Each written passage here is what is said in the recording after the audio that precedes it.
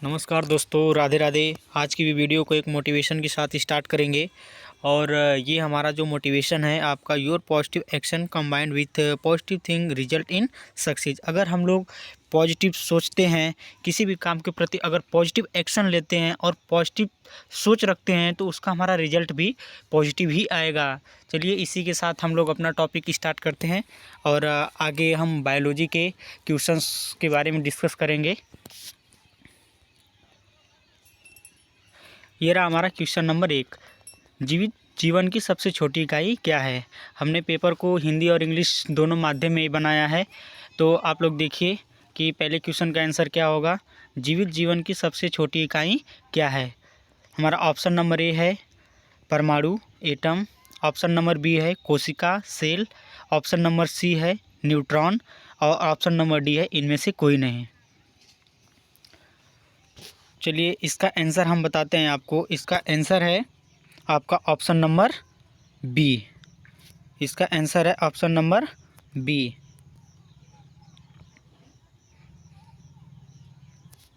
चलिए next question पे चलते हैं। क्वेश्चन नंबर आपका 2 है, अजीवित जीवन की सबसे छोटी इकाई क्या है, मतलब नॉन लिविंग की। नॉन लिविंग की सबसे छोटी इकाई क्या है। ऑप्शन ए है परमाणु, ऑप्शन बी है कोशिका, ऑप्शन सी है न्यूट्रॉन और ऑप्शन डी है इनमें से कोई नहीं।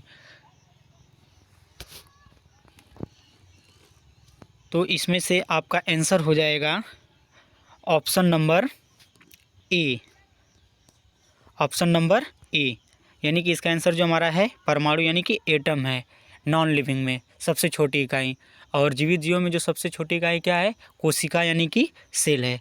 चलिए अब हम लोग चलते हैं अगले क्वेश्चन पे अपने। और आपका अगला क्वेश्चन है, मनुष्यों का अध्ययन किस विज्ञान के अंतर्गत किया जाता है। यानी कि जो मनुष्यों का अध्ययन है वो विज्ञान की किस शाखा के अंतर्गत किया जाता है। तो हमारा ऑप्शन नंबर ए है भौतिक विज्ञान, ऑप्शन नंबर बी है रसायन विज्ञान, ऑप्शन नंबर सी है जंतु विज्ञान और ऑप्शन नंबर डी है इनमें से कोई नहीं। चलिए इसका आंसर हम आपको बताते हैं कि मनुष्यों का अध्ययन विज्ञान के किस शाखा के अंतर्गत किया जाता है। तो ये है आपका जंतु विज्ञान, यानी कि जूलॉजी के अंतर्गत इसका अध्ययन किया जाता है। चलिए नेक्स्ट क्वेश्चन के ऊपर चलते हैं। और ये है आपका क्वेश्चन नंबर 4, यानी कि पौधों का अध्ययन किस विज्ञान के अंतर्गत किया जाता है। यानी कि under which branches of study in the study of plant डन। यानी under which branch of science is the study of plant डन, यानी कि पौधों का अध्ययन किस विज्ञान के अंतर्गत किया जाता है। Option number A botany, option number B chemistry, option number C zoology, option number D इनमें से कोई नहीं। तो इसमें जो हमारा सही आंसर होगा ये है आपका ऑप्शन नंबर ए। ऑप्शन नंबर ए यानी कि बॉटनी। चलिए नेक्स्ट क्वेश्चन के ऊपर चलते हैं। क्वेश्चन नंबर 5, किस विटामिन को ब्यूटी विटामिन के नाम से जानते हैं। इसमें ज़्यादातर लोग देखते हैं कैसा रिस्पांस आता है। यानी कि किस विटामिन को ब्यूटी विटामिन के नाम से जानते हैं। Vitamin A, vitamin C, vitamin E और नॉन ऑफ दिच। तो बताइए आप लोग किस विटामिन को ब्यूटी विटामिन के नाम से जानते हैं। तो आपका सही आंसर है विटामिन ई। चलिए नेक्स्ट क्वेश्चन के ऊपर चलते हैं। क्वेश्चन नंबर 6, मोतियाबिंद बीमारी किस विटामिन की कमी से होती है। मोतियाबिंद जो बीमारी होती है वो किस विटामिन की कमी से होती है। Vitamin A, vitamin C, vitamin E और इनमें से कोई नहीं। बताइए आप लोग इसमें से कौन सा हमारा आंसर सही होगा। तो आप लोग सोच लिए होंगे। चलिए मैं अपना आंसर बताता हूँ इसका कौन सा आंसर सही है। तो आपका इसका आंसर भी ऑप्शन नंबर सी यानी कि विटामिन ई। चलिए नेक्स्ट क्वेश्चन के ऊपर चलते हैं। क्वेश्चन नंबर 6, मनुष्य के रक्त का पीएच मान कितना होता है। मनुष्य के रक्त का पीएच मान कितना होता है। Option number A 7.4, option number B 6.8, option number C 7.9, option number D इनमें से कोई नहीं। तो देखिए कौन सा ऑप्शन सही है और उस पर आप टिक कीजिए और लास्ट में आप अपना आंसर देखिए कि हमारे 10 में से कितने सही हो रहे हैं। चलिए, तो इसमें का इस क्वेश्चन का जो आपका सही आंसर है वो आपका ऑप्शन नंबर ए है, यानी कि 7.4। यानी मनुष्य के रक्त का जो pH मान होता है वो कितना होता है, तो 7.4 होता है। चलिए नेक्स्ट क्वेश्चन के ऊपर चलते हैं और हमारा नेक्स्ट क्वेश्चन है क्वेश्चन नंबर 8।